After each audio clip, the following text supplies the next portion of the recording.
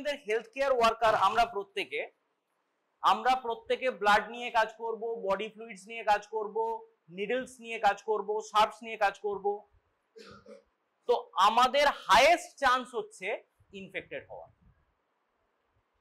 Hepatitis B এর infection rate কত? Almost 40%। Almost 40%। তোরা ভাব, যদি আজকে একটা এইচআইভি পজিটিভ পেশেন্টের থেকে আমরা ইনফেক্টেড হওয়ার চান্স থাকে প্রিক হওয়ার পরেও, সেটা কতটা? 0.5% এমনকি যদি সেরকম আমরা ধরি ব্লাড থেকে 0.5%। কখন হবে? ধর আজকে একটা ব্লাড নিয়ে একটা জেলকো বা নিডল পড়ে আছে, হাঁটতে হাঁটতে আমাদের হঠাৎ করে পায়ে ফুটে গেল, এইচআইভি হওয়ার চান্স কতটা এখান থেকে? আমার কোয়েশ্চেনটা বুঝতে পারলি কি বলতে চাইছি? যাক, এই নিয়ে 3 নাম্বার বার অন করছি, দাঁড়া দেখি। জয় মা।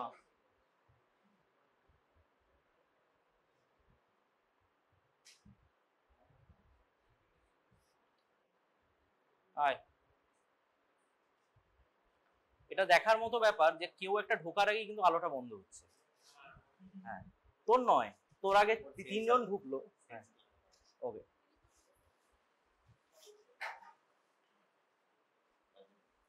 আর কারোর জন্য দরজা খুলে এলি? ও আচ্ছা, ওকে। তাহলে এরপরে সিচুয়েশনটা বুঝ। হাসপাতালে কাজ করছিস, হঠাৎ করে একটা প্রিক হয়েছে, একটা নিডল পড়েছিল, সেই নিডলটা প্রিক হয়েছে, এইচআইভি হওয়ার চান্স কতটা?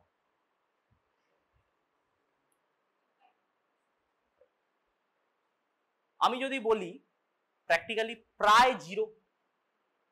কেন? কারণ এইচআইভি ভাইরাসটা খুব ফ্র্যাজাইল ভাইরাস।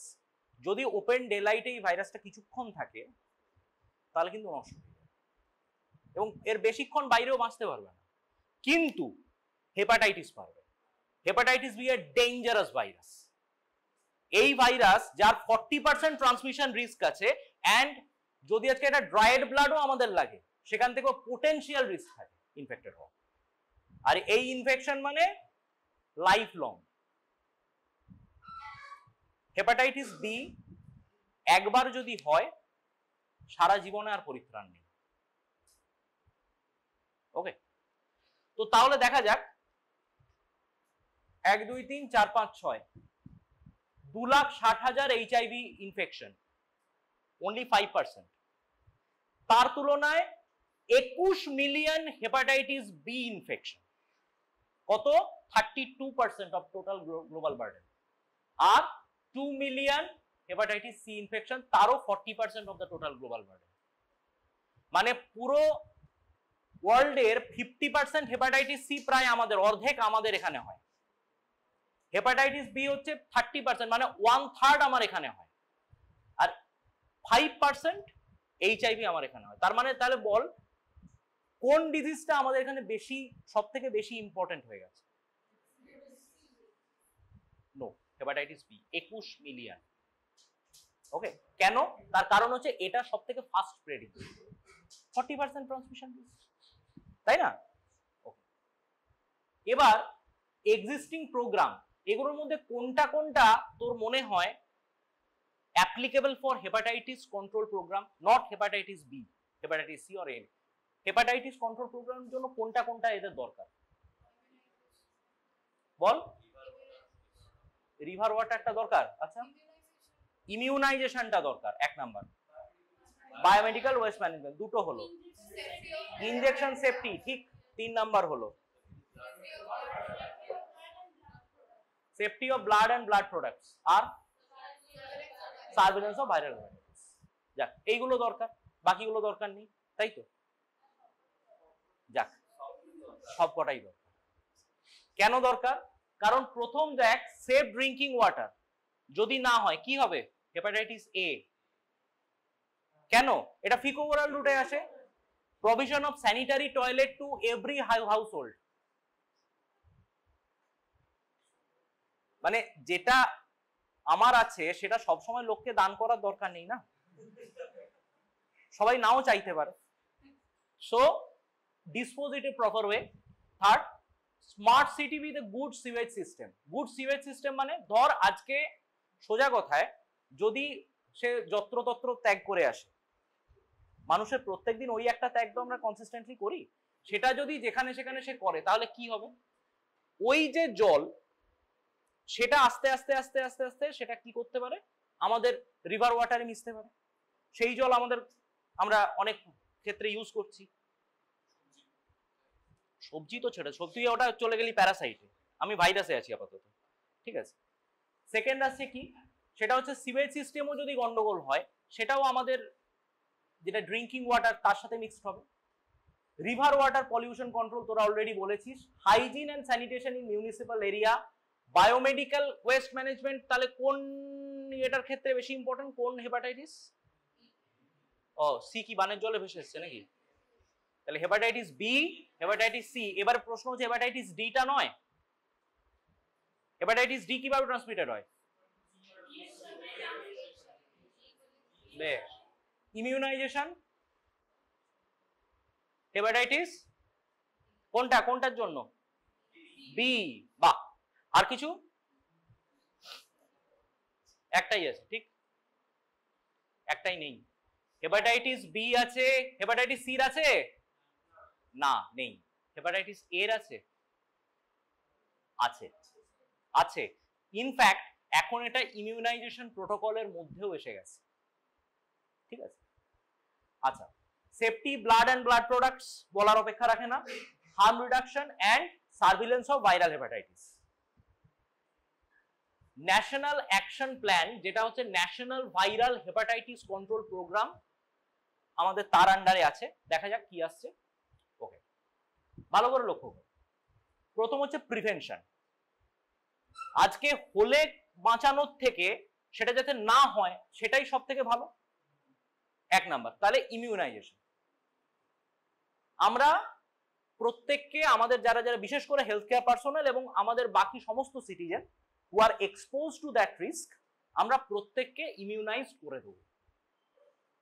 সঙ্গে সঙ্গে এইচআইভি, এই হেপাটাইটিসের যে বার্ডেনটা বি যেটা, সেটা একদম তলানিতে থেকে যাবে, এক নম্বর। দুই হচ্ছে ইনজেকশন সেফটি। আজকে যদি প্রপারলি তোরা যদি ইনজেকশন প্র্যাকটিস করিস তাহলে নিডল প্রিক হওয়ার চান্স জিরো। হ্যাঁ, এবারে সিরাজদৌল্লার মতো তরোয়াল বার করার মতো করে যদি কেউ বের করে তাহলে সেক্ষেত্রে স্বাভাবিক ইনজুরি হওয়ার চান্স থাকবে। এটাকে বুঝতে হবে যে এটা একটা খুব ডেলিকেট প্রসিডিওর, পেশেন্টেরও যাতে না লাগে, সব থেকে কম পেনফুল হয়, আর একই সঙ্গে তোর নিজের সেফটিটা যেন ঠিক থাকে। গ্লাভস পরতে হবে, প্রপারলি গ্রিপ ধরতে হবে, রিক্যাপ করার চেষ্টা করা চলবে না। যদি করতে হয় তাহলে সেটা এমন ভাবে করতে হবে যাতে একটা হ্যান্ড ফ্রি থাকে, এইভাবে। বোঝা গেল? যদি একান্তই তোর মনে হয় যে না আমাকে এখানে ক্যাপ করতে হবে, আমার যেটা ফেলতে যাবো ততদূর বেয়োনেটের মতো না নিয়ে গিয়ে সেটাকে এটা অন্তত টুপি পরিয়ে নিয়ে যাওয়া ভালো। তো 3 নাম্বার হচ্ছে যেটা safety of blood and blood products, biomedical waste management ঠিকঠাক করে করতে হবে। যেখানে সেখানে উল্টো পাল্টা বিনে ফেলে দিলি হবে না। হার্ম রিডাকশন ইন দ্য কি পপুলেশন। তাহলে যারা যে পপুলেশন, মানে কি পপুলেশন মানে কারা? আমরা হেলথ কেয়ার ওয়ার্কার বা যারা হাই রিস্ক থাকি, আমাদের ক্ষেত্রে যতটা কম সম্ভব এটাকে রাখতে। এবার কেন বায়োমেডিক্যাল ওয়েস্ট ম্যানেজমেন্ট এক্ষেত্রে খুব ইম্পর্টেন্ট হয়ে যাচ্ছে? তার কারণ হচ্ছে ধর আজকে একটা নিডল বা কোনো ব্লাড প্রোডাক্ট তুই ঠিক মতো জায়গায় ফেললি না, বা তোর কোনো বন্ধু ঠিক মতো জায়গায় ফেললি না, আজকে সেই একই ওয়ার্ডে তোরাও কাজ করছিস বাকিরা, তো যে কেউ যে কোনো মুহূর্তে ওটার থেকে ইনফেক্টেড হতে পারে। এইবারে সূচের গায়ে কি নাম লেখা থাকে কার গায়ের থেকে ওটা বেরিয়েছে? থাকবে না। তাহলে তুই আইডেন্টিফাই করতে পারবি না যে অ্যাকচুয়ালি ওটা কার ব্লাড ছিল। এরপরে যা হয় অনেক ক্ষেত্রেই সিনিয়ররা বা অনেক চেপে যা এরকম। তাহলে এবার চেপে গেলে কি হবে? 2 দিন পরে দেখা যাবে এইচআইভি। বাহ, এটা দারুণ দিল। সো সার্ভিলেন্স অফ হেপাটাইটিস, আর হচ্ছে ডায়াগনোসিস।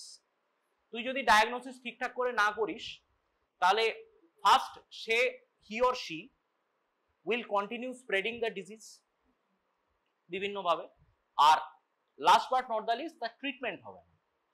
যদি ট্রিটমেন্ট না হয়, untreated case of hepatitis B কি করতে পারে? Hepatocellular carcinoma. সো একটা তোদের কোয়েশ্চেন আসে, অঙ্কোজেনিক ভাইরাস অর্গানিজম উইথ অঙ্কোজেনিক পোটেনশিয়াল, তার মধ্যে দুটো ভাইরাস এই মুহূর্তে তোরা পড়ে জানিস যেগুলা থেকে ক্যান্সার হয়, কি কি? ওকে, আর এইচপিভি বললি, আর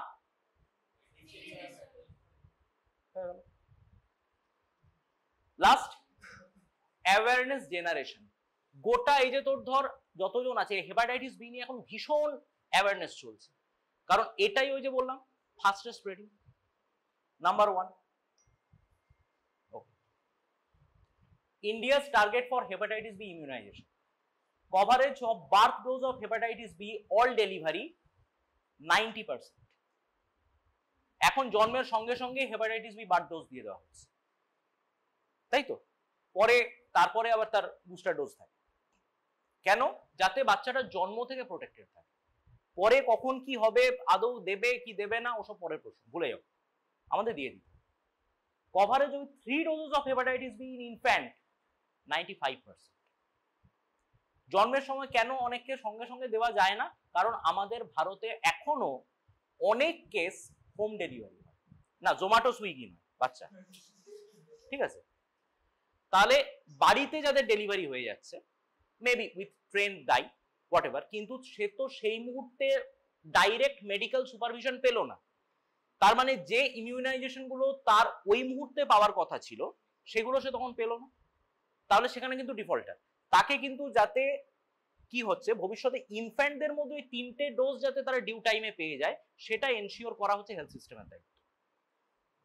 ওকে, routine hepatitis B vaccination among health care worker, okay, will be made available. Not applicable মানে কি বলেছে? মানে পাওয়া যাবে না, মানে এটার কোনো বেসলাইন নেই, নির্দিষ্ট টাইম নেই, it will be a continuous process. যারা যারা কাজ করবে, তোরা আজকে নতুন কাজ করতে এসেছিস, তো এটাই বুঝে নিতে হবে যে তোরা প্রত্যেকে যাতে প্রোটেক্টেড থাকিস, ঠিক আছে? Alright, national AIDS control programme, there are certain population groups like recipient of multiple blood and blood products, যারা থ্যালাসেমিয়া পেশেন্ট, যারা ক্রনিক অ্যানিমিয়ায় ভুগছে অন্য কোনো কারণে ডিউ টু এনিথিং, যারা হিমোডায়ালাইসিস করায়, যারা ক্যান্সার পেশেন্ট হয়, ক্যান্সারে প্রচুর মানে ব্লাড সেল কমে যায় কারণ সাইটোটক্সিক ড্রাগ পাচ্ছে তারা রেগুলার কেমোথেরাপি, তাহলে এই সমস্ত ক্ষেত্রগুলোই কিন্তু যে আমরা যখন যে ট্রান্সমিশনটা করব, ব্লাড ট্রান্সমিশনটা, সেটা কিন্তু খুব সাবধানে ক্রস চেক রিচেক সব করে করতে হবে। কেন? যেহেতু মাল্টিপল তাদের এক্সপোজার হচ্ছে ফ্রম আননোন সোর্স, সেক্ষেত্রে কিন্তু এই ধরনের ব্লাড রিলেটেড যে প্যাথোজেন গুলো তাদের ক্ষেত্রে ট্রান্সমিটার হওয়ার চান্স অনেক বেশি।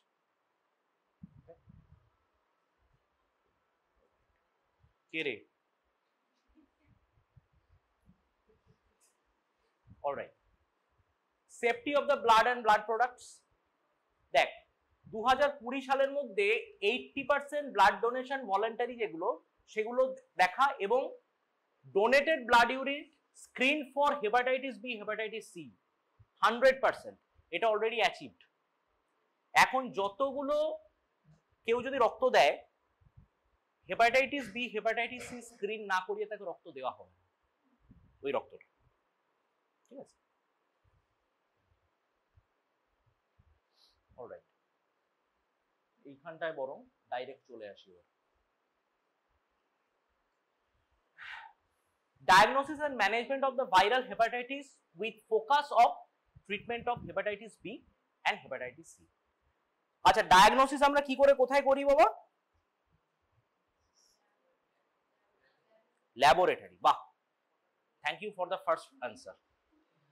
আর 2 নাম্বার হচ্ছে ট্রিটমেন্ট, যেটা আমাদের পার্টিকুলার ট্রিটমেন্ট সেন্টার যেগুলো সেখানে হবে। তাহলে ল্যাবরেটরিতে যেগুলো টেস্ট করা হয়, এইবারে আমি তোদের কাছ থেকে একটা অ্যান্সার চাই। What are the diagnostic procedures we usually use for detecting hepatitis B and hepatitis C? CBC. Diagnostic procedure. ও তো তাও বলো সারফেস অ্যান্টিজেন, সেরোলজিক্যাল মার্কারস। ওকে, তাহলে সেরোলজিক্যাল যে মার্কারগুলো আমরা দেখি সেগুলো কিভাবে, মানে কোন মেশিনের সাহায্যে দেখা হয় বা কি টেস্ট করে দেখা হয়?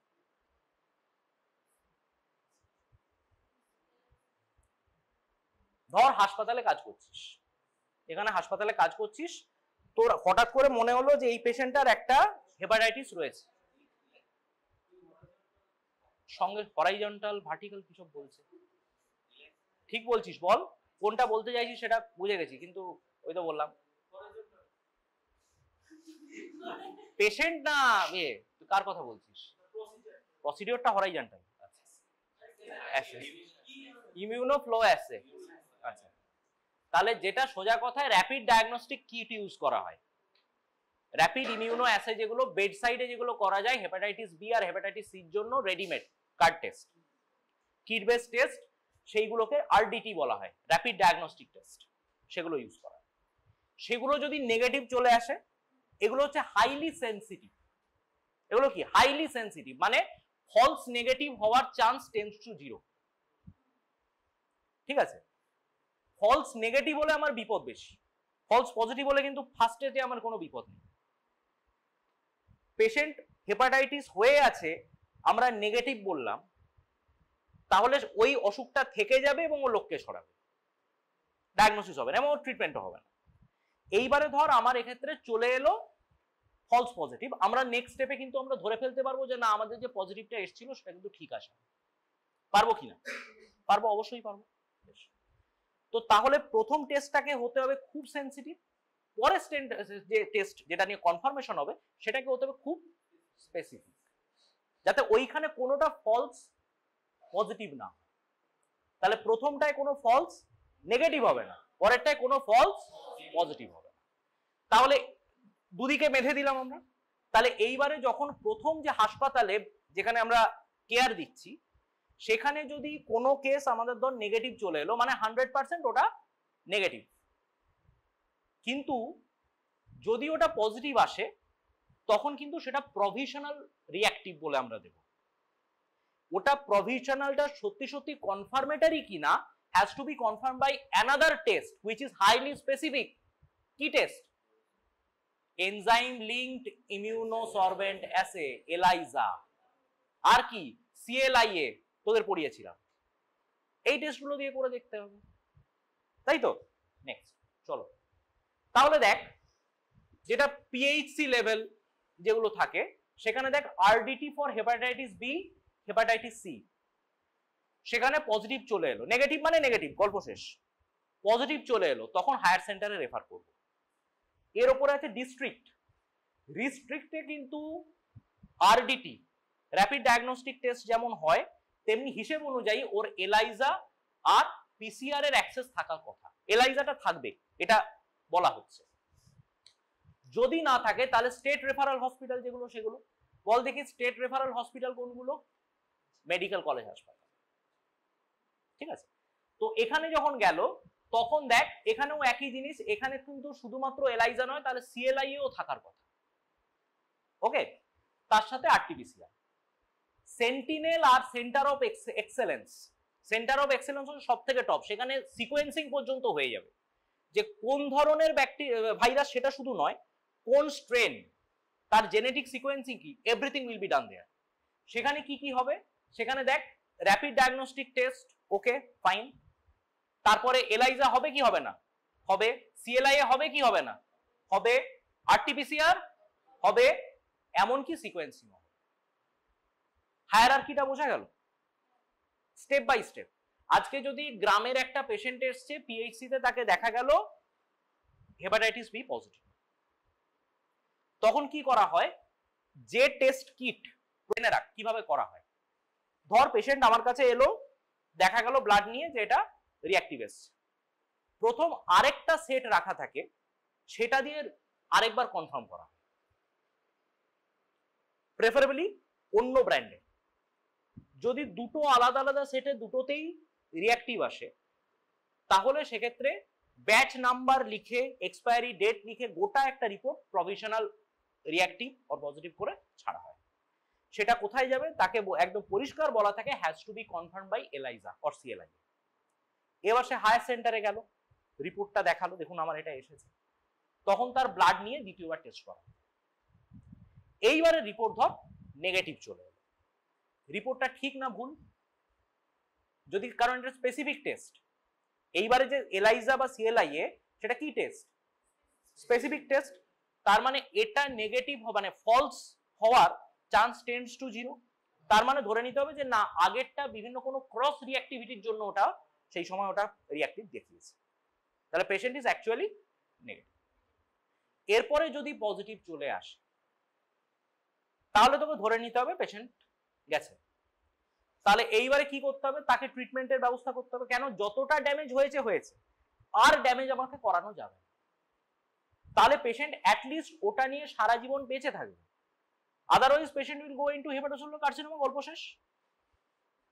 তাহলে এখানে পেশেন্ট যাতে ভালো থাকে সঙ্গে সঙ্গে আমাদের একটা ট্রিটমেন্ট প্ল্যান শুরু করতে হবে এবং পেশেন্ট সেন্টার অফ এক্সেলেন্স এসব জায়গায় পেশেন্টকে রেফার করতে হবে যে কোন ধরনের ভাইরাসটা অবশ্যই তোর হেপাটাইটিস বি তো শুধুমাত্র একটা স্ট্রেন বা হেপাটাইটিস সির একটা স্ট্রেন নয়, ভাইরাসটা ঘন ঘন নিজেকে মিউটেট করছে, সেটা জিনোম সিকোয়েন্সিং করার জন্য তখন সেটাকে দেখা হবে। ওকে,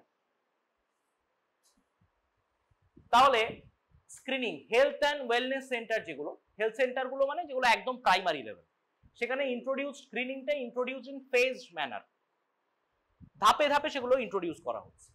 পিএইচসি তে yes, community health centre screening হবে কি হবে না? ইয়েস হবে, করতে হবে। কনফার্মেশন কিন্তু পিএইচসির পর্যন্ত লেভেলে কিন্তু কনফার্ম করার আমার কোনো জায়গা নেই। কমিউনিটি হেলথ সেন্টার সেখান থেকে প্রথম এলাইজা কনসেপ্ট আসছে, তাহলে সেই জায়গায় কিন্তু আমরা কনফার্ম করার একটা প্রভিশন রেখেছি।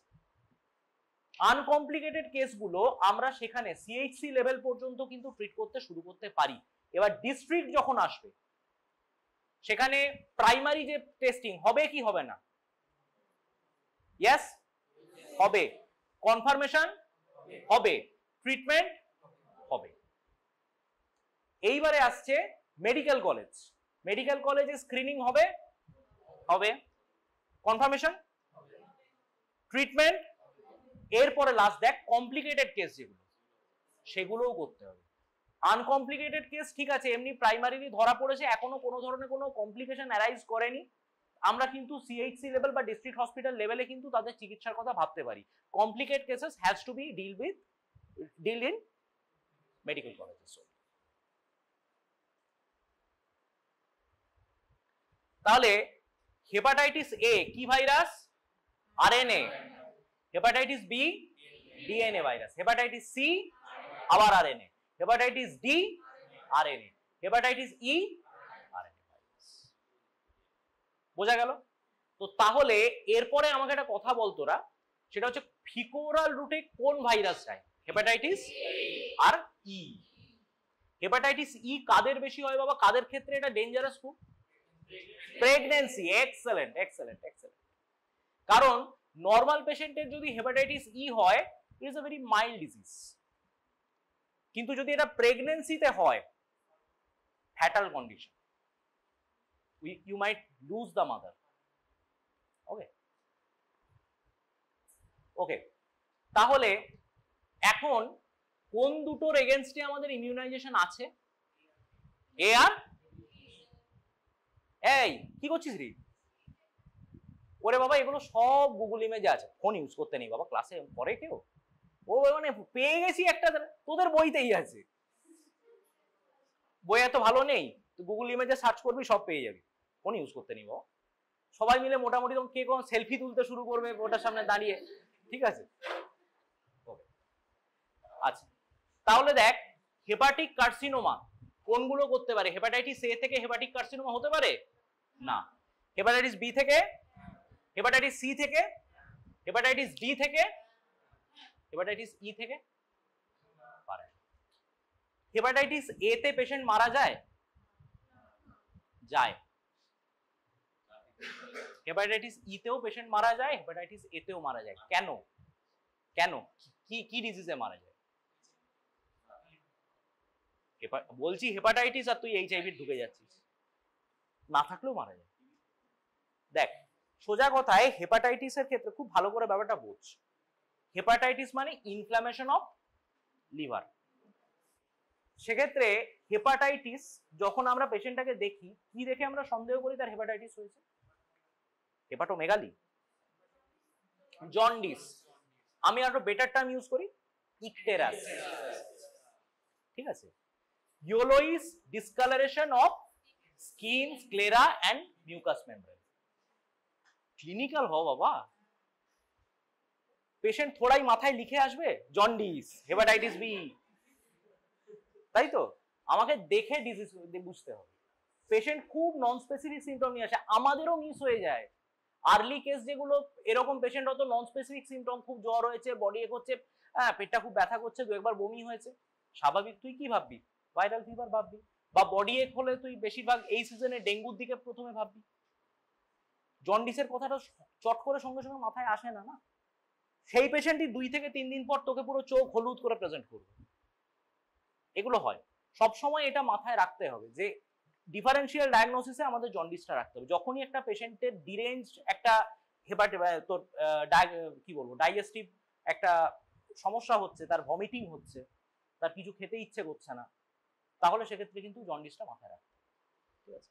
এবার কি হয়, যদি ছোট বাচ্চা হয় আর বুড়ো হয়, যাদের ব্লাড ব্রেন ব্যারিয়ারটা আমাদের মতো অতটা স্ট্রং নয়, তাদের ক্ষেত্রে খুব সহজেই বিলিরুবিন যত দ্রুত বাড়ে, it can reach the brain, kernicterus, এবং সেখান থেকে হেপাটিক এনসেফালোপ্যাথি হয়ে পেশেন্ট মারা যাওয়া বিচিত্র নয়, যায়, অনেকেই যায়, ঠিক আছে? So you have to look for that. বলতে পারবি একটা মেডিসিন আছে that can reduce the occurrence of hepatic encephalopathy? Excellent excellent excellent, ল্যাকটিউলোজ।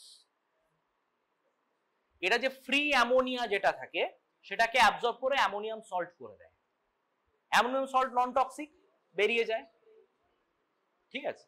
Okay, alright.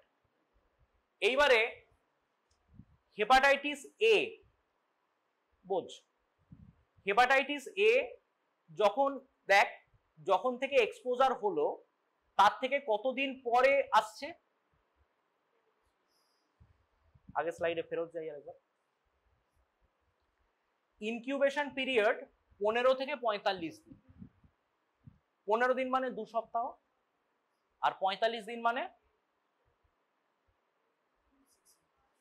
Almost 6 weeks, ঠিক আছে? বেশিরভাগ কেসই কিন্তু 15 থেকে 30 দিনের মধ্যে চলে আসে, 1 নম্বর। 2 নম্বর হচ্ছে হেপাটাইটিস বি, দেখ লং, 1 মাসও হতে পারে, আর 180 দিন মানে 6 মাস, 6 মাস হতে পারে। ঠিক একই রকম হচ্ছে হেপাটাইটিস সি, ওই মোটামুটি প্রায় মাস 6 টেনে দিতে পারে। Hepatitis D same as hepatitis B. Hepatitis E এটা আবার ছোট, কেন? এটা ফিপোরাল, ওই 2 থেকে 6 সপ্তাহ বা 10 সপ্তাহ এর মধ্যে হবে। বোঝা গেল?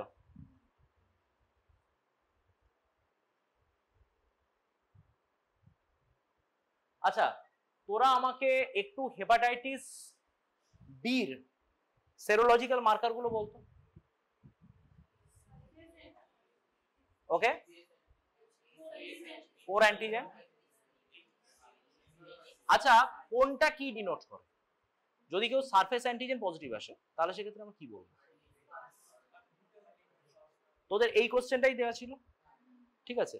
কতজন কি কত কি করেছি জানিস? বলছি দাঁড়া। ওকে, কি? ওকে, তাহলে খুব ভালো করে দেখ। যদি আজকে ধর হেপাটাইটিস এইচবিএস এজি নেগেটিভ আছে, ঠিক আছে, টোটাল অ্যান্টি এইচবিসি পজিটিভ আছে, অ্যান্টি এইচবিএস পজিটিভ আছে, মানে past natural infection which has been cleared but immunity achieved. পরেরটা দেখ HBsAg নেগেটিভ আছে, anti HBC positive, IgM negative কিন্তু অ্যান্টি HBs নেগেটিভ।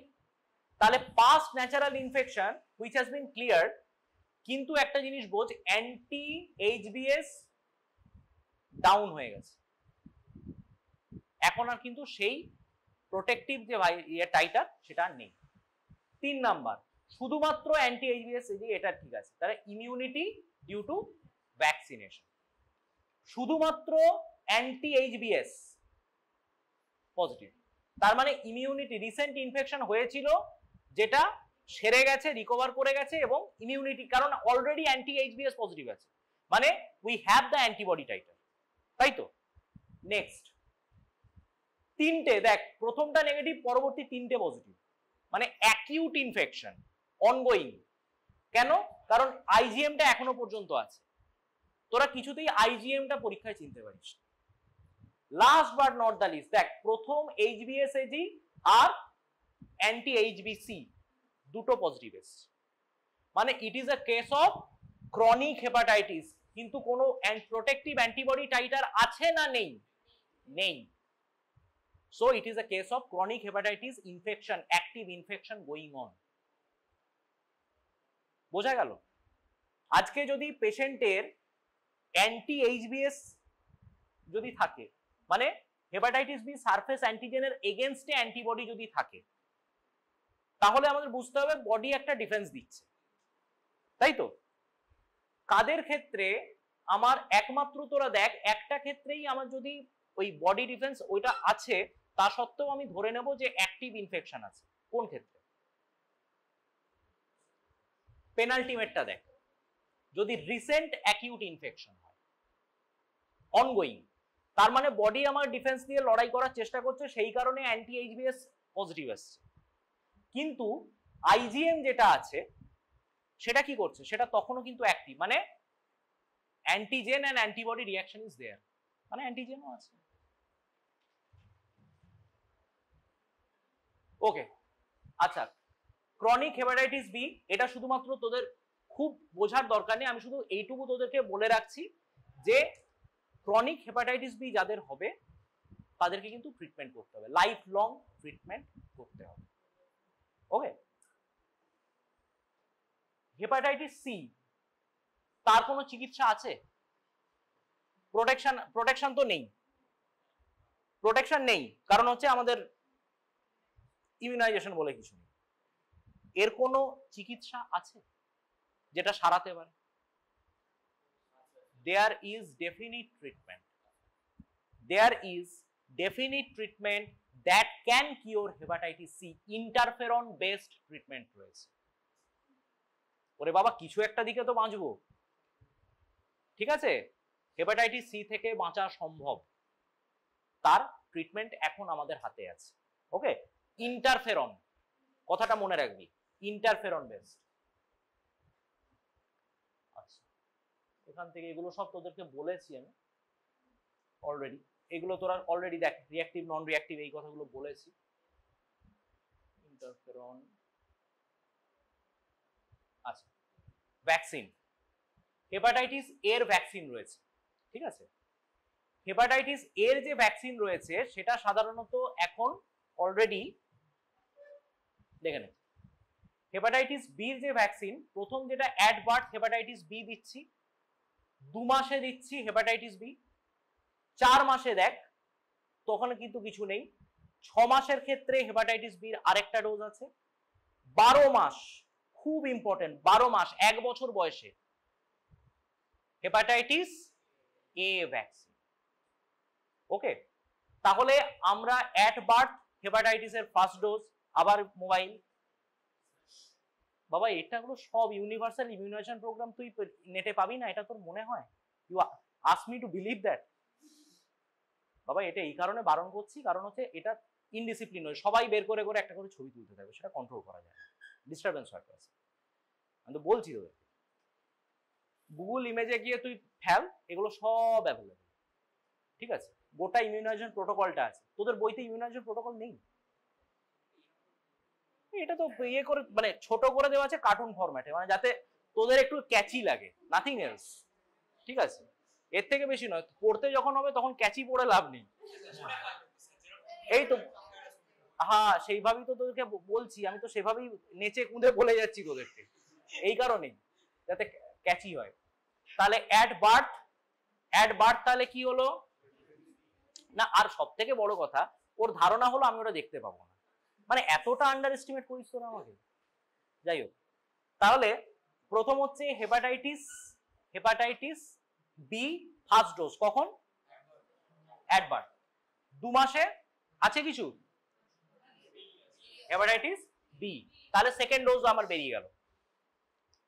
আমার 3টে ডোজ, তো সেকেন্ড ডোজ বেরিয়ে গেল। দেখ 4 নাম্বার মাসে কিছু দিচ্ছি না, 6 মাসে কিছু দিচ্ছি, ইয়েস 6 মাসে দিচ্ছি, তাহলে third dose complete by 6 months of age.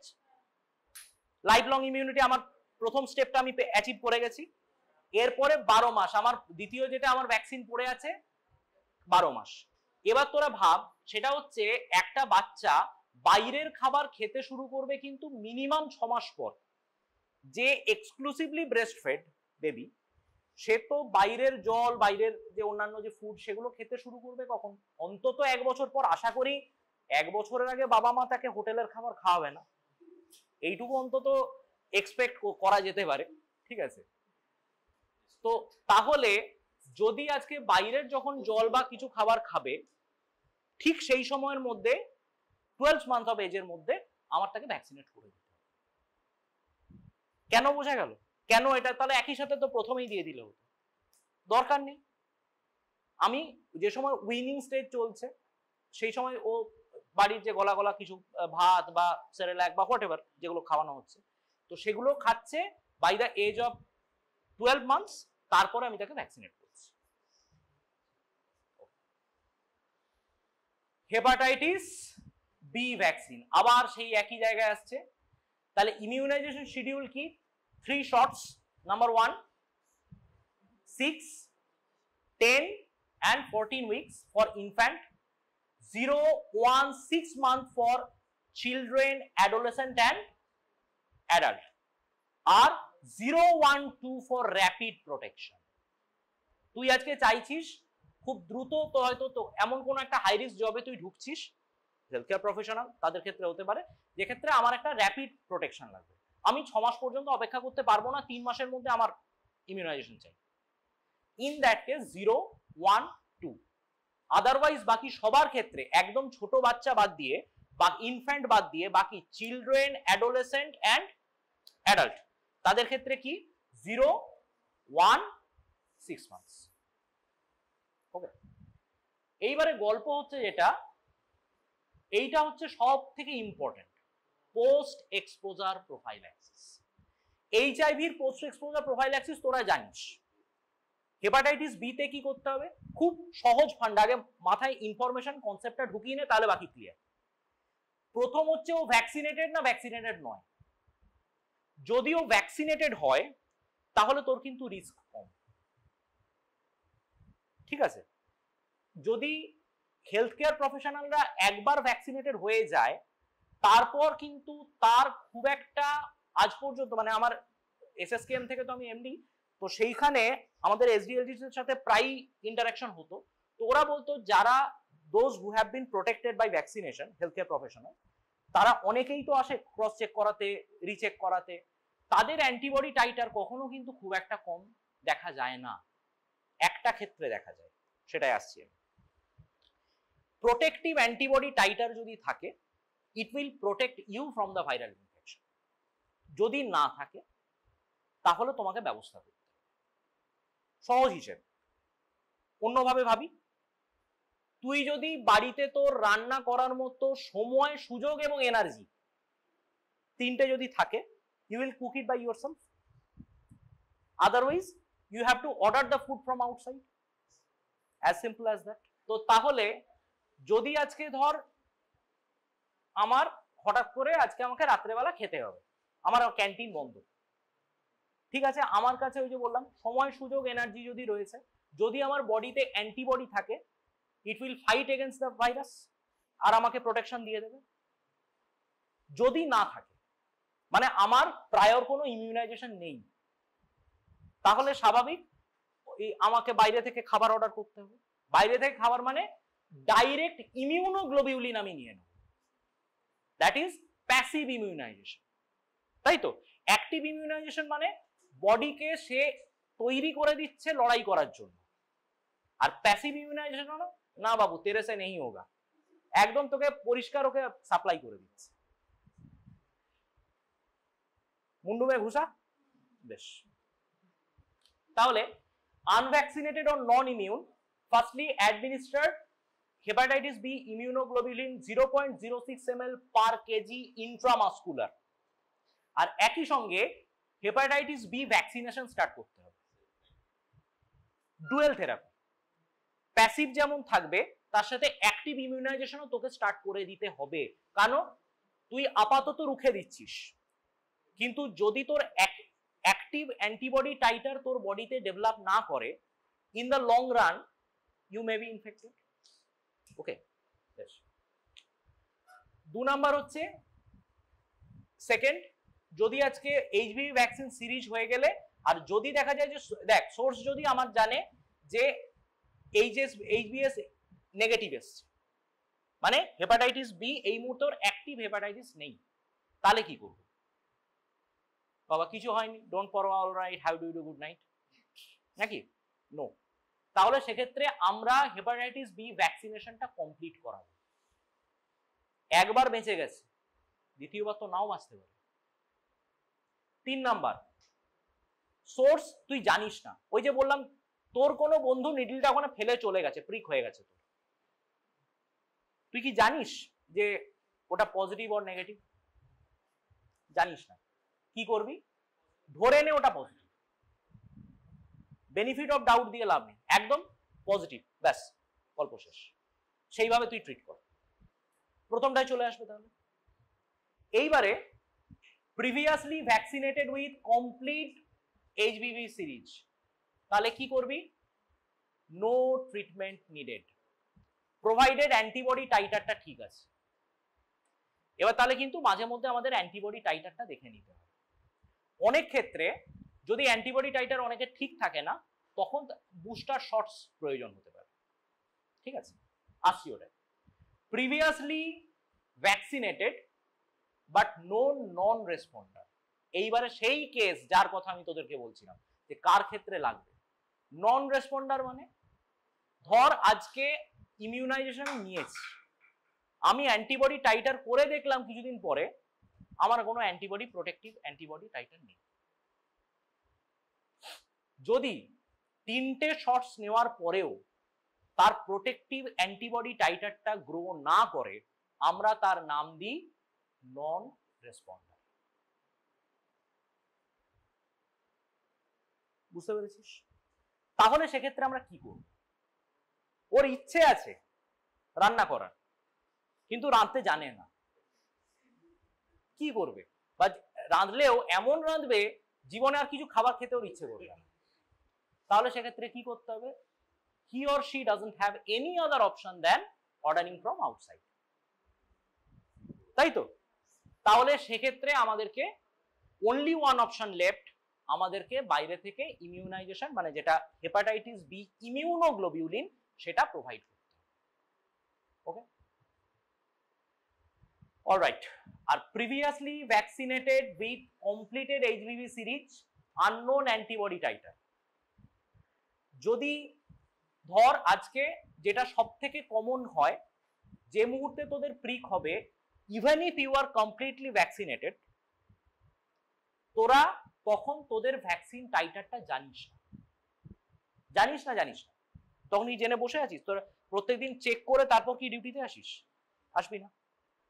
তাহলে তুই প্রথম যেটা হবে, একটা hepatitis B single dose vaccine নিয়ে নে। যদি এবার খেলাটা বোঝ, একবার যদি তুই সঠিকভাবে ভ্যাকসিনেটেড হয়ে থাকিস and if you are a complete non responder, তাহলে সেক্ষেত্রে গল্প আলাদা। কিন্তু যদি তুই রেসপন্ডার হোস, তাহলে কি হবে, যেই তুই আরেকটা শর্টস পেয়ে গেলি তোর মেমোরি সেল সঙ্গে সঙ্গে ওটাকে রেকগনাইজ করবে, এবং সেক্ষেত্রে কিন্তু উইদিন 24 আওয়ার্স তোর প্রোটেক্টিভ অ্যান্টিবডি টাইটার অনেক বেশি হয়ে যাবে। বোঝা গেল? আমাদের কি হয়, সহজ হিসাব তোদেরকে গল্প বলেছিলাম একবার, ধর একটা চোর আমাদের বডিতে ঢুকেছে, মানে অ্যান্টিজেন। আমাদের একজন কনস্টেবল আছে, সে কান ধরে তাকে টেনে নিয়ে যায় ইন্সপেক্টরের কাছে। কনস্টেবলের নাম কি? Antigen presenting cell, APC. যে ইন্সপেক্টরের কাছে নিয়ে যায় তার কি নাম? Helper T cell. পুরো ডেজিগনেশনটা বল। এবার হেল্পার টি সেল আর ওই অ্যান্টিজেন প্রেজেন্টিং সেল ওকে চ্যাংদোলা করে নিয়ে যায় বিচারকের কাছে, বি ফর বিচারক। তাহলে hepatitis B, sorry B cell, যা হয়েছে বি সেল। এবার বি সেলের দুজন ছেলে, প্রথম যে ছেলে তার একবার যদি কাউকে রেকগনাইজ করে সারা জীবনে ওর বিশাল মেমোরি, তার নাম মেমোরি বি সেল। আরেকজন যে আছে সে বিশাল মারকুটে স্বভাবের, সে অ্যান্টিবডি প্রোডাকশন, তার নাম plasma. As simple as that. তাহলে যে মুহূর্তে ও বডিতে ঢুকবে মেমোরি সেল সঙ্গে সঙ্গে বলবে আমি চিনি গো চিনি তোমারে, তাই তো?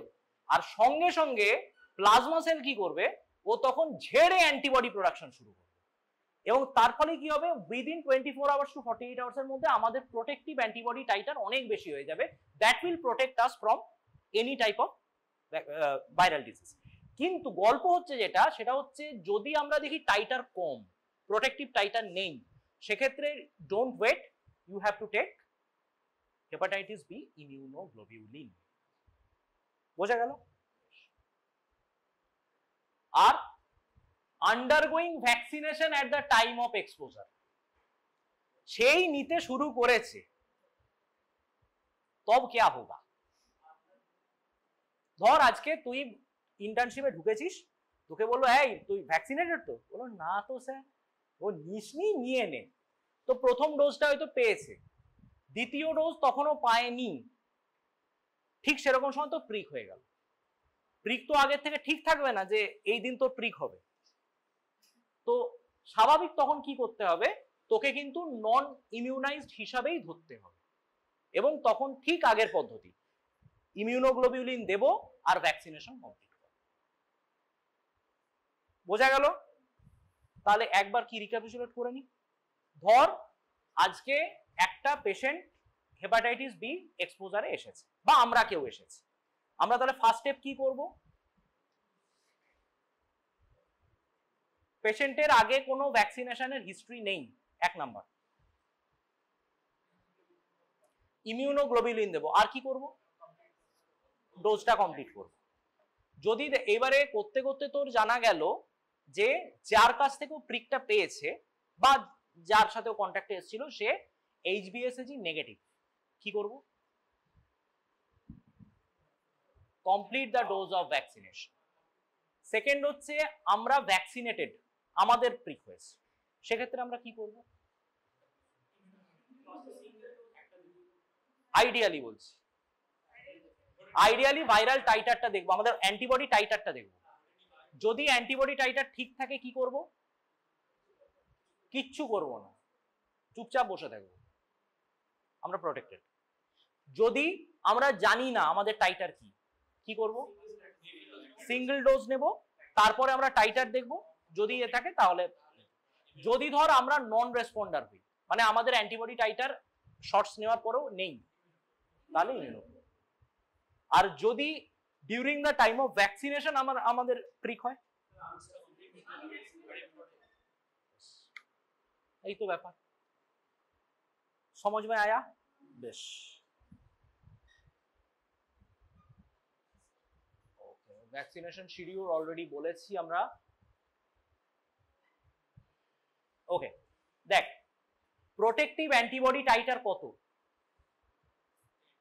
10 মিলি ইকুইভ্যালেন্ট পার এমএল, এর যদি নিচে থাকে তাহলে কিন্তু সেটা আরেকবার দেখ, তখন সেক্ষেত্রে আরেকবার ফার্স্ট 3টে দেওয়ার পরে আবার একটা সেকেন্ড সিরিজ অফ ভ্যাকসিনেশন তোকে দিতে হবে, ঠিক একই রকম।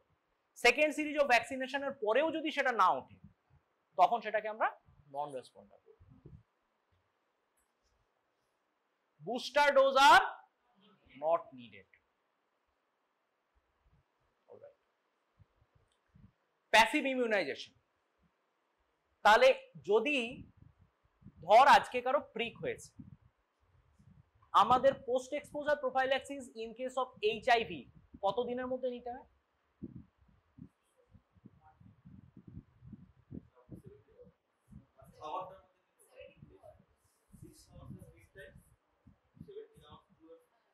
হি is more or less right. কথা হচ্ছে আমাদের অ্যান্সার হবে ইনস্ট্যান্টলি, যত দ্রুত সম্ভব আমরা নেব। আর 72 আওয়ার্সের পরে আর নিয়ে তোর লাভ নেই। কথাটা খুব ভালো করে বোঝ, ও স্টেপগুলো কিরকম। ধর আজকে আমি ভাইরাস, আমি দরজার বাইরে আছি, তোদের প্রথম স্টেপ হবে আমাকে ঢুকতে না দেওয়া। সেটা করতে পারলে কি খুশি না হতো বাচ্চাগুলো, ঠিক আছে? তো যাই হোক, ফার্স্ট স্টেপ কি হবে? আমাকে ভেতরে ঢুকতে না দেওয়া, দরজা বন্ধ। এটা হচ্ছে ফিউশন ইনহিবিটর। এবার আমি ঢুকে গেছি, এবারে ঢুকে গেলে কি হয়? নেক্সট স্টেপ, এইচআইভি ভাইরাস কি করে? নিজের ভেতরে যেটা থাকে সেটা হচ্ছে আরএনএ। আর আমাদের সিস্টেমের সাথে যেহেতু ওকে ঢুকতে হবে, আমাদের সিস্টেমের কি আছে? ডিএনএ। ওকে ডিএনএ তে কনভার্ট হতে হবে, দিয়ে আমাদের সাথে মার্চ করে যেতে হবে। তাহলে কি করতে পারো? সেই হ্যারি পটারের, ভলডেমর্টের মতো, until and unless Harry kills himself, Voldemort মরবে না। He is the last horcrux, তাই তো? তো তাহলে যতক্ষণ সে আমাদের ভেতরে আছে, সেই রোগ আর রোগী দুজনেই যতক্ষণ না মরবে ততক্ষণ পর্যন্ত সে সারবে না, তাই তো? তো তাহলে ওইটা আমাকে হতে দেওয়া যাবে না, ফিউশনটা হতে দে, ওই ইন্টিগ্রেশনটা হতে দেওয়া যাবে না। তাহলে প্রথম স্টেপ হচ্ছে ও যে আরএনএ থেকে ডিএনএ তে কনভার্ট হচ্ছে, সেটা কিভাবে হবে? Reverse transcriptase. তাহলে আমরা এবারে যেটা দেব সেটা হচ্ছে রিভার্স ট্রান্সক্রিপ্টেজ ইনহিবিটর। একটা নিউক্লিওসাইড রিভার্স ট্রান্সক্রিপ্টেজ ইনহিবিটর, আর এটা হচ্ছে non nucleoside reverse transcriptase inhibitor. তাহলে ওখানে কি হলো? চেঞ্জ হলো, ওটা আটকে দিল। তারপরও আমাদের খুব ব্যাড লাক, ও চেঞ্জ হয়ে গেছে, এইবারে ও আমাদের ডিএনএ এর সাথে মিলবে, সেটা আটকাতে পারি আমরা ইন্টিগ্রেজ ইনহিবিটর। আমাদের লাক আরো খারাপ, চল ও ফাইনাল স্টেপ অ্যাটেন্ড করে গেছে, ও ডিএনএ এর সাথে মিশে গেছে, কিন্তু ও যে একটা জায়গায় যে হলো, এখনো আমাদের একটা স্টেপ বাকি আছে বাঁচার। ওকে তো ভাইরাল প্রোটিনটা সিনথেসিস করতে হবে, ভাইরাল প্রোটিন সিনথেসিস করে ভাইরাসের ব্যাচ তৈরি করে তারপর বেরোতে হবে যে ভাইরাসটা অন্যান্য সেলগুলোয় যাবে। আমরা যদি সেটাকেই আটকে দিই, সেটা লাস্ট হচ্ছে প্রোটিয়েজ ইনহিবিটর। তাহলে ভাইরাসের ব্যাচটা তৈরি হলো না, ট্রান্সমিশন হলো না, গল্প শেষ। এতগুলো স্টেপে আমরা আটকাবার কথা ভেবেছি। ব্যাপারটা বোঝা গেল? চলো নেক্সট। তাহলে এক্ষেত্রে কি হলো? হেপাটাইটিস বি ভ্যাকসিনেশন যে আমরা এক্ষেত্রে করছি, এটা কি করতে লাগে আমাদের, মানে কত দিনের মধ্যে করতে হবে?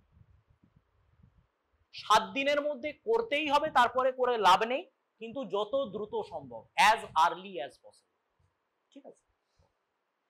এটা আর কত দিনের এক্সপোজার দেয়, মানে কত দিনের প্রোটেকশন দেয়? 3 মাস থেকে 6 মাস। তাহলে বুঝতে পারলি কেন 6 মাসের মধ্যে আমাদেরকে full dose of vaccination complete করতে হয়।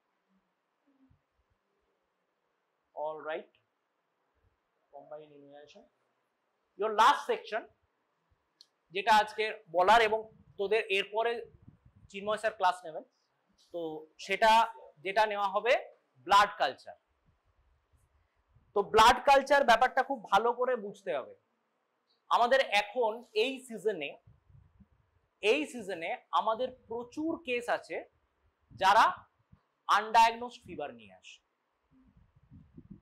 এই কেসগুলোকে আমরা বলতাম পাইরেক্সিয়া অফ আননোন অরিজিন, এখন বলি ফিভার অফ আননোন অরিজিন, ঠিক আছে?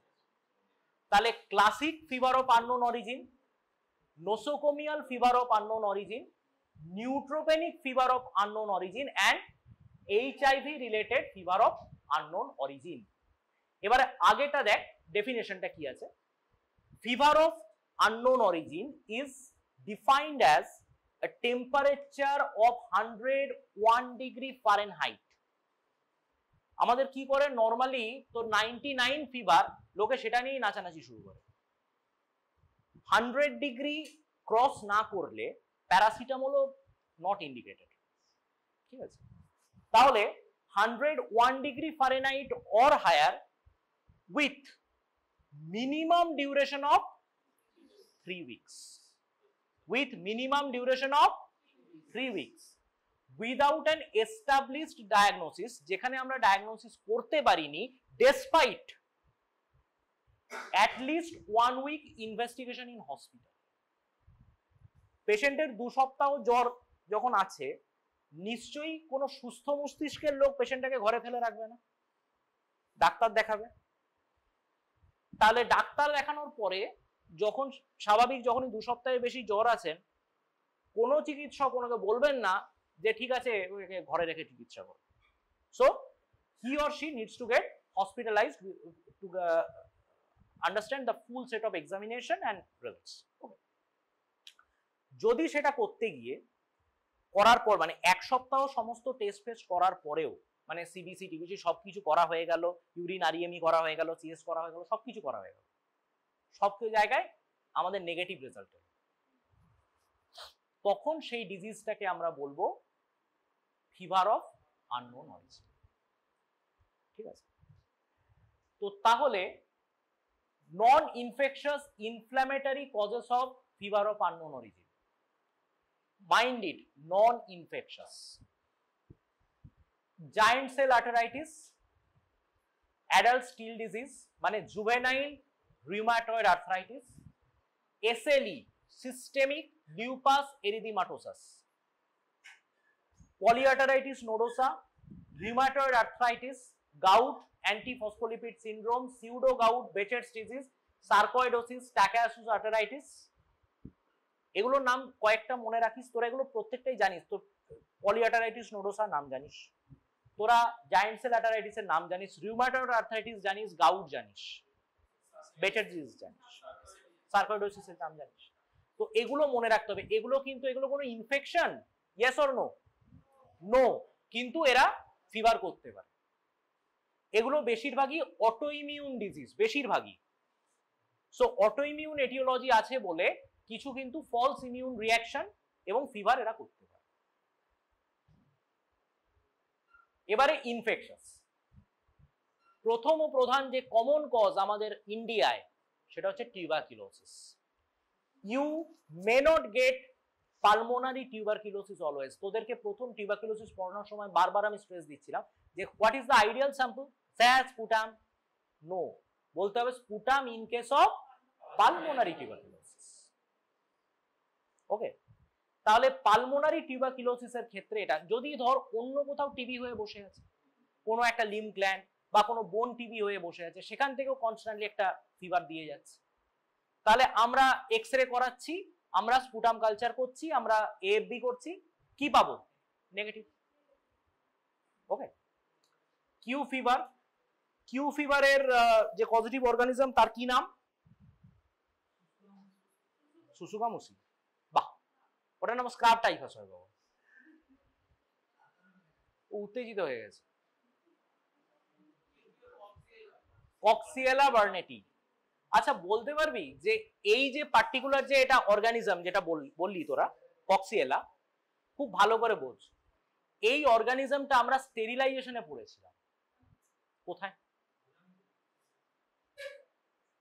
কক্সিয়েলা বার্নেটি এমন একটা ব্যাকটেরিয়া যেটা একটা পার্টিকুলার স্টেরিলাইজেশন প্রসিডিওর সেটাই বেঁচে যায়, বাকি সব নন স্পোরিং গুলো মারা যায়। নো, অটোক্লেভে সব শেষ, অটোক্লেভ স্টেরিলাইজেশন, বাবা স্পোর মরে যাবে। ये कॉक्सियला बार्नेटी किस खेत की मूली है? একদম একদম একদম ফাদার অফ মাইক্রোবায়োলজি। তিনি যে স্টেরিলাইজেশন প্রসেস বলে গেছিলেন, প্যাস্টুরাইজেশন, প্যাস্টুরাইজেশনে সমস্ত নন স্পোরিং ব্যাকটেরিয়া মারা যায় এক্সেপ্ট কক্সিয়েলা বার্নেটি। जो ব্রুসেলোসিস, কেন? ব্রুসেলা যদি আজকে ব্লাড কালচার করিস, প্রায় 42 দিন সময় লাগে তার রিপোর্ট দিতে। তার মধ্যে তুই কি হবে 3 সপ্তাহ পর দেখছিস কি আছে না নেগেটিভ, কিন্তু অ্যাকচুয়ালি ইনফেকশন গোয়িং অন, তাই তো? HIV, abdominopelvic abscesses, very common disease which is overlooked by the physicians. Actually পেটে ব্যথা করছে, নন স্পেসিফিক পেট ব্যথা করছে বা একটা জ্বর আসছে, অনেক সময় কি হয় এটা স্পাইকি, যখন ওরা ওই পাসটা রিলিজ করে, যখন ব্যাকটেরিয়াগুলো রিলিজ হয় তখন একটা হঠাৎ করে একটা স্পাইকি ফিভার আসে। তাহলে ইউএসজি হোল অ্যাবডোমেন, প্রয়োজন হলে সিটি স্ক্যান করানোর দরকার হতে পারে টু ডায়াগনোস, কারণ নইলে তুই বুঝতে পারবি না বাইরে থেকে। ক্যাট স্ক্র্যাচ ডিজিজ, এপস্টেইন বার ভাইরাস ইনফেকশন, তোরা নাম শুনেছিস, সাইটোমেগালোভাইরাস, ভীষণ important, typhoid, enteric fever, okay, toxoplasmosis and organ based subacute bacterial endocarditis কোথায় হয়? ব্রেনে, ও হার্টে আছে, এন্ডোকার্ডাইটিস আছে হার্টে হয় না। ক্রনিক সাইনাসাইটিস, প্রচুর পেশেন্ট আমাদের মধ্যেই দেখ অনেকে ভোগে, কেন? আমাদের বেশিরভাগেরই ডেভিয়েটেড নেজাল সেপ্টাম আছে। তো ডেভিয়েটেড নেজাল সেপ্টাম যদি থাকে তাহলে একটা সাইডের সাইনাস ব্লক হয়ে থাকে, ইথময়েড সাইনাস বা ফ্রন্টাল সাইনাস, তাহলে সেখানে যদি এরেশন সঠিক না হয় সেখানে ইনফেকশন হতে পারে, কন্টিনিউয়াস হতে পারে। বাকি তোরা টিকবর্ন যেগুলো বলছিলি সেগুলো হতে পারে, ছেড়ে দে। ম্যালিগনেন্ট অর নিওপ্লাস্টিক কজ, যত ক্যান্সার, তাই তো?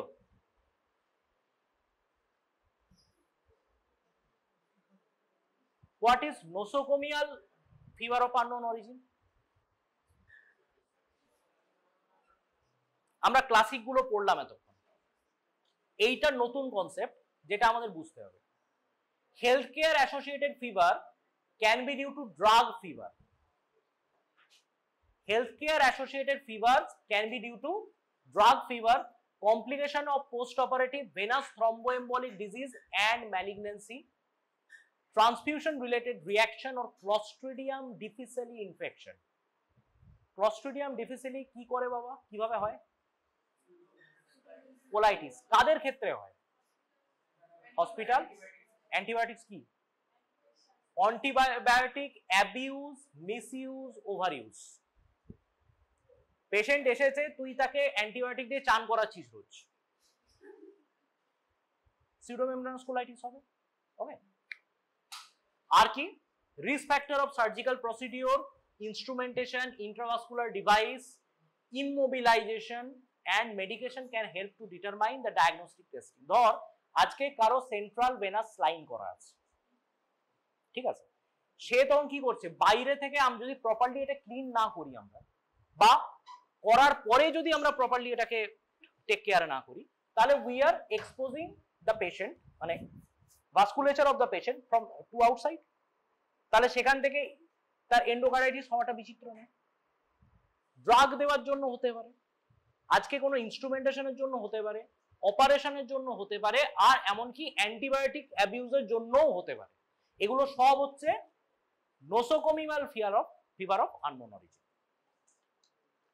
নিউট্রোপেনিক আর এইচআইভি রিলেটেড, তোরা জানিস সেটা। Okay, now what is blood culture? আমার পোর্শনটা এখানেই শেষ হচ্ছে। What is blood culture?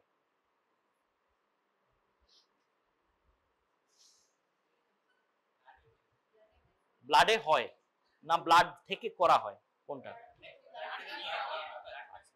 বেশ, কথা হচ্ছে ব্লাড কালচার আমরা কাদের করব? আমরা এক্সপেক্ট করছি যে প্যাথোজেন গুলো ব্লাডে আমরা পাবো, তাই তো?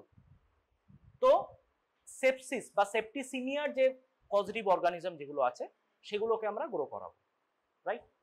তাহলে to confirm the presence of micro organism in the blood stream, to identify the etiology of bloodstream infection and to guide appropriate antimicrobial therapy by providing susceptibility information. যখন একটা পেশেন্ট দীর্ঘদিন ধরে সেপসিস জ্বরে ভুগছে, আমরা কোনো জাস্ট সেই বলে না যে আন্ধাধুন ফায়ার করতে পারি না, এলোপাথারি গুলি চালিয়ে হবে না, আমাকে পয়েন্টে গুলি করতে হবে, ঠিক আছে? নেক্সট, তাহলে ব্লাড কালচার ক্রাইটেরিয়া কি? একটা হচ্ছে আনডিটারমাইন্ড ফিভার অর হাইপোথার্মিয়া, দুটোর ক্ষেত্রেই করতে হতে পারে, shock, chills and rigor, and severe local infection. কথাটা এবারে খুব ইম্পর্টেন্ট ভাব, ব্লাড কালচার করার প্রসিডিওর কি কি আছে, কি কি প্রসিডিওর আছে? তিনটে প্রসিডিওর আছে। একটা হচ্ছে ম্যানুয়াল, 2 নাম্বার হচ্ছে অটোমেটেড, 3 নাম্বার বায়োফায়ার সিস্টেম, যেটা নেস্টেড পিসিআর। বায়োফায়ার সিস্টেম খুব সহজ, ওটা ব্লাড দিয়ে দিলি ও রেজাল্ট দিয়ে দেবে, 20,000 টাকা পার টেস্ট। ঠিক আছে, অনলি বাবা। তাহলে তো যদি এতই সস্তা হতো তাহলে ওইটা তো সব থেকে ইজি ছিল, তাই না? আজকে ওটার যে কিট বা ওর যে রিয়েজেন্ট যেগুলো যেগুলো লাগে সেগুলোরই দাম প্রচুর। যদি আজকে তুই কোনো পেশেন্টকে তুই কিছু করতে পারছিস না, পেশেন্টের লাইফ একদম লাইফ অ্যান্ড ডেথ সিচুয়েশন, সেক্ষেত্রে you can go for that test, কারণ পেশেন্টের দামের থেকে 20,000 টাকাটা অনেক সস্তা। ঠিক আছে, তো তাহলে এইবারে কথাটা ভাব, সেটা হচ্ছে যে বায়োফায়ার হচ্ছে একটা নেস্টেড পিসিআর, মানে polymerase chain reaction, nucleic acid amplification test, গল্প শেষ। যদি কিছু থাকে তার নিউক্লিক অ্যাসিডকে এক্সট্রাক্ট করে ও বের করে দেবে।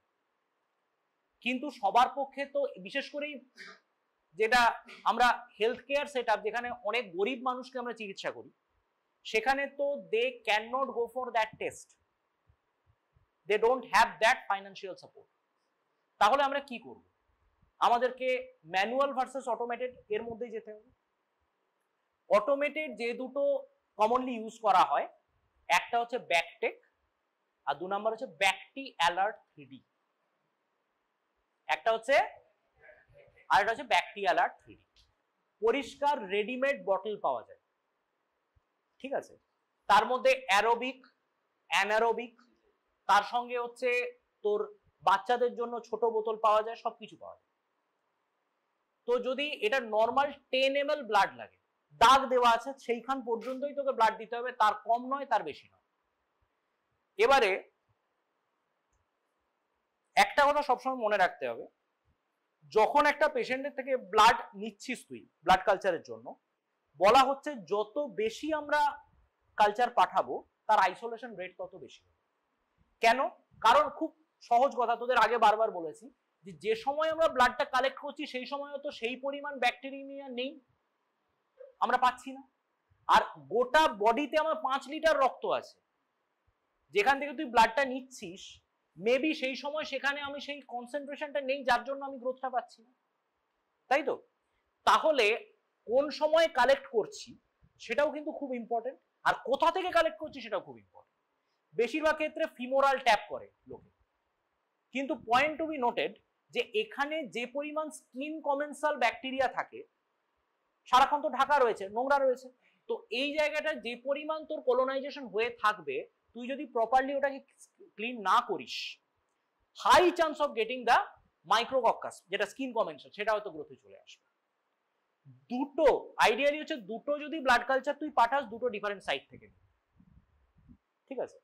এবং তোকে সবসময় ব্লাড কালচার পাঠাতে হবে পেয়ারে, ওকে?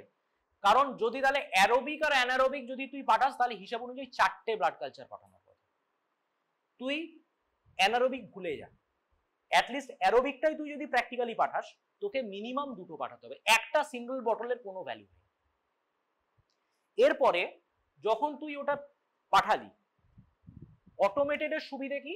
অটোমেটেড হচ্ছে আমরা যন্ত্রে ঢুকিয়ে দিলাম, ও গ্রোথ এলে সিগন্যাল দেবে, নইলে প্রত্যেক দিন সেই 1টা বাজলো এখনো কুমির এলো না এরকম করে আমাকে দেখে যেতে।